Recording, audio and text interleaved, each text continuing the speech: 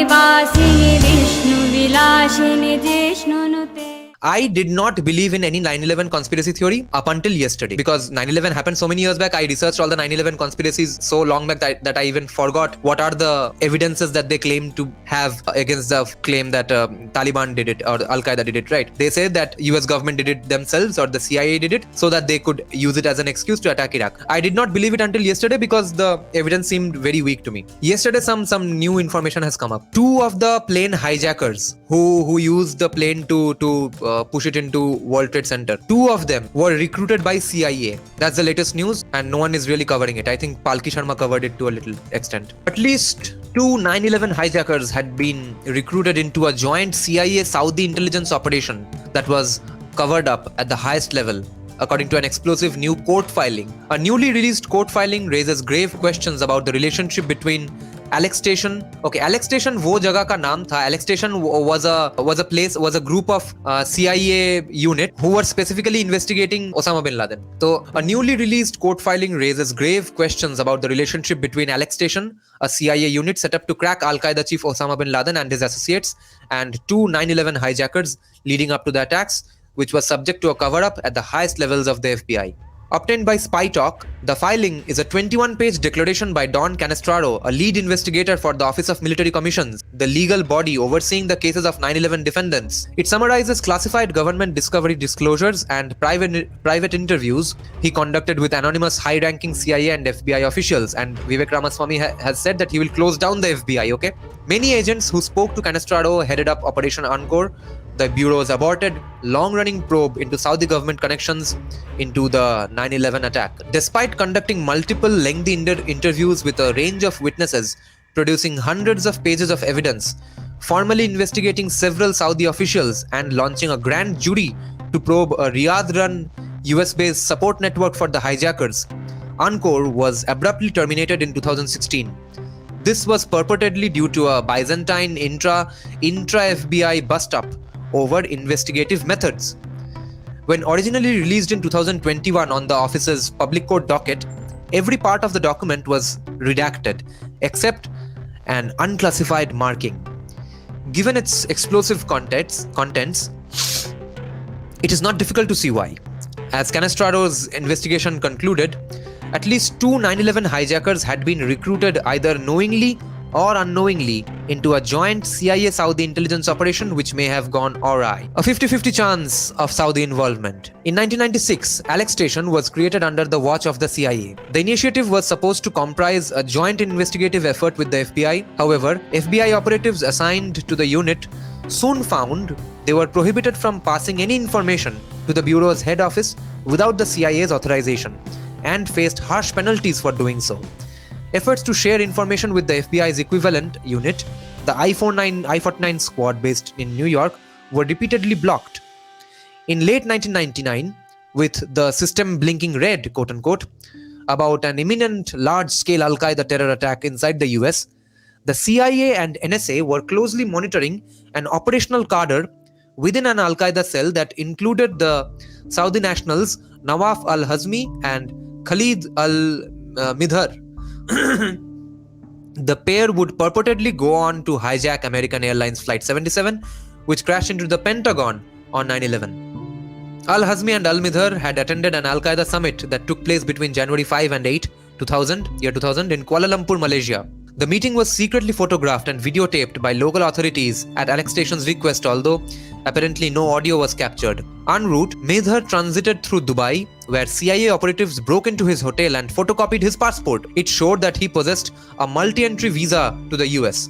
A contemporaneous internal CIA cable stated this information was immediately passed to the FBI, quote-unquote, for further investigation. In reality, Alex Station, that unit, not only failed to inform the Bureau of Midhar's US visa, but also expressly forbade two FBI agents assigned to the unit from doing so. They asked the FBI agents to not investigate this. Quote, I said, we've got to tell the Bureau about this, the FBI. These guys clearly are bad. We've got to tell the FBI, end quote. And then the CIA said to me, quote, no, it's not the FBI's case, not the FBI's jurisdiction. Mark Rossini, one of the FBI agents in question, has alleged. If we had picked up the phone and called the bureau, I would have been violating the law. I would have been removed from the building that day. I would have had my clearances suspended, and I would be gone. On January 15, Hazmi and Midhar entered the US through Los Angeles International Airport, just weeks after the foiled Millennium Plot. Omar al-Bayoumi, a Saudi government ghost employee, immediately met them at an airport restaurant.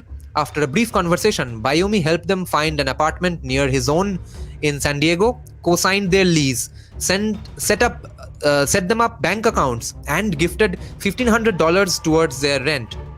The three would have multiple contracts moving forward.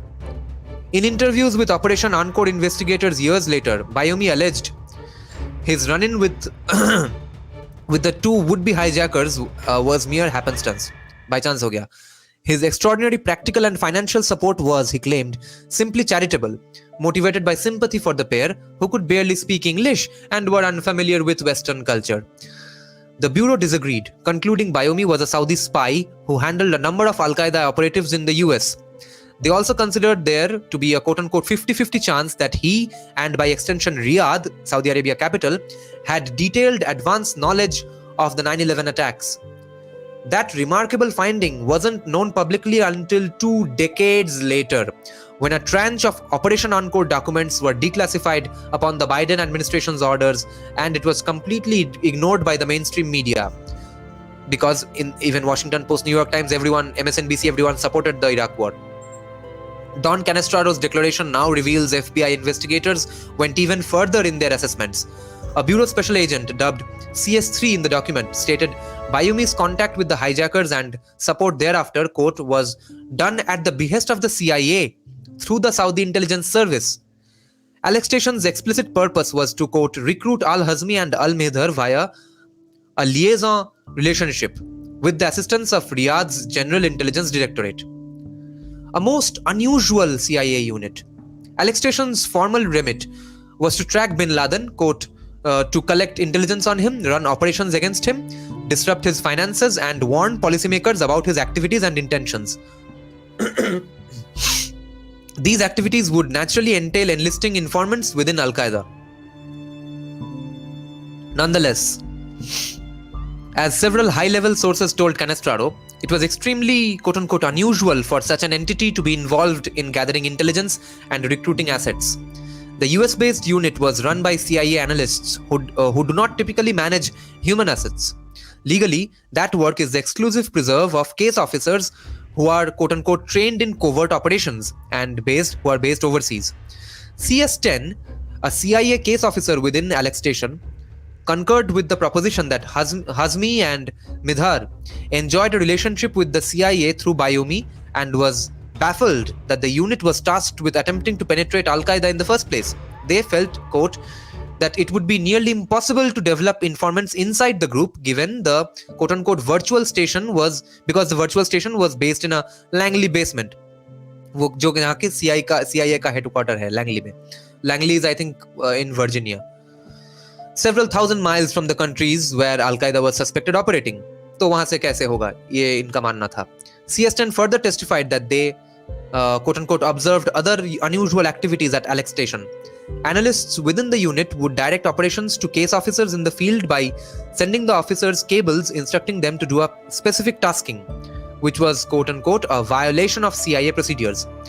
Analysts, quote, normally lacked the authority to direct a case officer to do anything, end quote. Now, CS-11, a CIA operations specialist, posted to Alex Station sometime prior to the 9/11 attacks, said they likewise, quote, observed activity that appeared to be outside normal CIA procedures. Analysts within the unit mostly stuck to themselves and did not interact frequently with others. When communicating with one another through internal cables, they also used operational pseudonyms, which CS-11 described as peculiar, as they were not working undercover. And their employment with the CIA was not classified information. The unit's unusual operational culture may explain some of the stranger decisions made during this period vis-a-vis Al-Qaeda informants.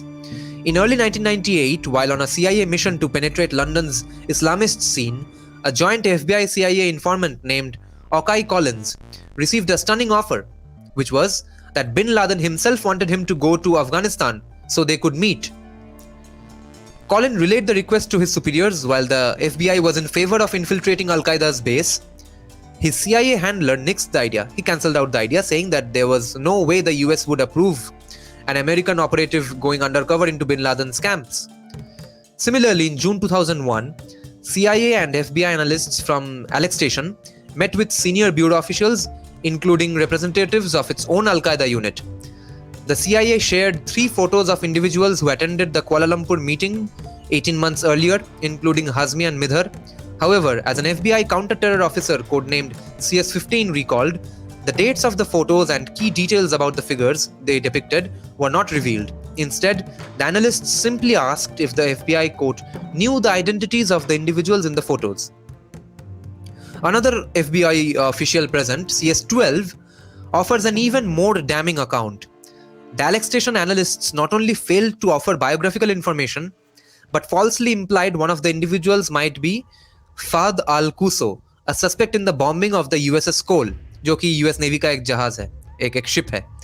What's more, they outright refused to answer any questions related to the photographs.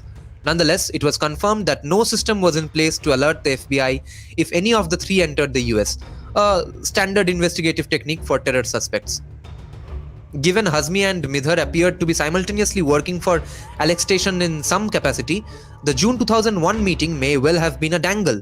No intelligence value could be extracted from inquiring whether the Bureau knew who their assets were. No intelligence value could be extracted from inquiring whether the Bureau knew who their assets were, apart from ascertaining if the FBI's counter-terror team was aware of their identities, physical appearances, and presence in the US.